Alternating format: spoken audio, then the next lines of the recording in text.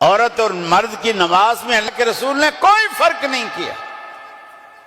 آپ نے فرمایا صلو کما رأیتمونی اصلی، نمازیں ایسے پڑھو جیسے تم نے مجھے پڑھتے ہوئے دیکھا ہے. یہ حکم مردوں کو بھی ہے، یہ حکم عورتوں کو بھی ہے. آپ عورتوں کے بھی رسول ہیں، مردوں کے بھی رسول ہیں. ان لوگوں کے یا مرد غلط ہیں یا عورتیں غلط ہیں، ہمارے یا دونوں صحیح ہیں یا دونوں غلط ہیں. اب اللہ کے رسول نے فرمایا نماز ایسے پڑھو جیسے میں پڑھتا ہوں. یہ حکم مردوں کو بھی ہے، عورتوں کو بھی ہے. دونوں نے رسول اللہ کو فالو کرنا ہے. اور رسول اللہ صلی اللہ علیہ وسلم مرد ہیں. آپ نے مردوں کی طرح نماز پڑھی نا، آپ خود جو مرد ہیں. اور عورتوں سے کہا تم بھی میری پیروی کرو، مردوں سے کہا تم بھی میری پیروی کرو. انڈیا میں مولانا ثناء اللہ امرتسری رحمۃ اللہ علیہ ہماری جماعت کے بہت بڑے مناظر تھے، بڑے حاضر جواب. اللہ انہیں گھری کے رحمت فرمائے. انہوں نے ایک علاقے میں، بستی میں اہل حدیث تھوڑے تھے. اہل حدیثوں نے مسجد بنوائی، حنفیوں نے قبضہ کر لیا، جیسے آج کل لوگ کر لیتے ہیں، قبضہ کر لیا. کیس عدالت میں چلا گیا. اب عدالت میں یا تو اس زمانے میں ہندو جج ہوتے تھے یا انگریز ہوتے تھے.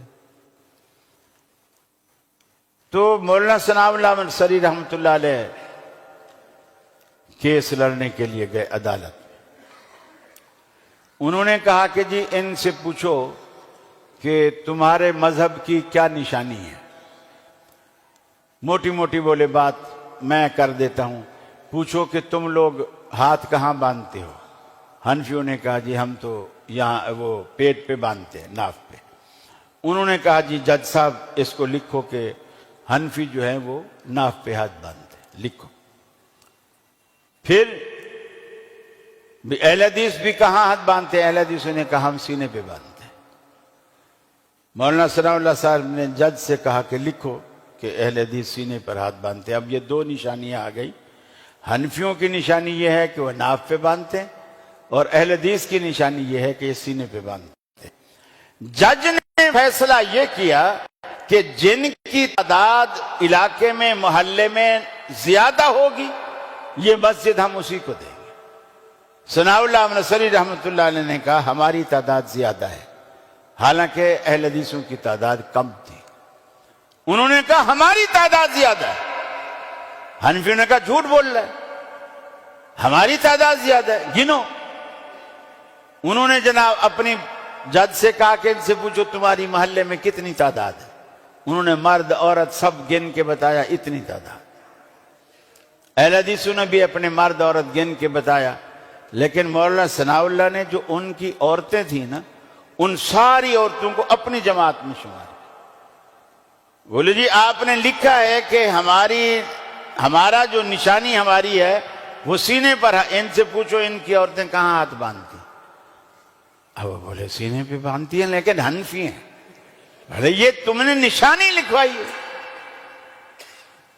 اور ہمارے بولے عورتیں بھی اہل حدیث ہیں، مرد بھی اہل حدیث ہیں، اور جو ان کے گھروں میں عورتیں ہیں وہ ساری اہل حدیث ہیں. جب اکیلے ان کے مرد گنے تو وہ تھوڑے بنتے تھے، کیونکہ اہل حدیثوں کے مرد بھی، عورتیں بھی، اور حنفیوں کی بھی ساری عورتیں اس میں شامل ہو گئی. تعداد بڑھ گئی. اب وہ جج لوگ مسلمان تو ہوتے نہیں تھے، وہ تو بس دلیل اور پوائنٹ دیکھتے. انہوں نے کہا تو پوائنٹ ویلڈ ہے. فیصلہ کر دیا کہ بھی اہل حدیث جیت گئے، مسجد ان کو مل گئی. اگر آج بھی یہ اسی طرح ووٹنگ کروائیں نا، یقین مانیے ساری مسجدیں ہمیں مل جائیں، ساری مسجدیں ہمیں مل جائیں. میرے بھائیوں، دین کو سمجھو کہ اصل دین کیا ہے. اصل دین کیا ہے؟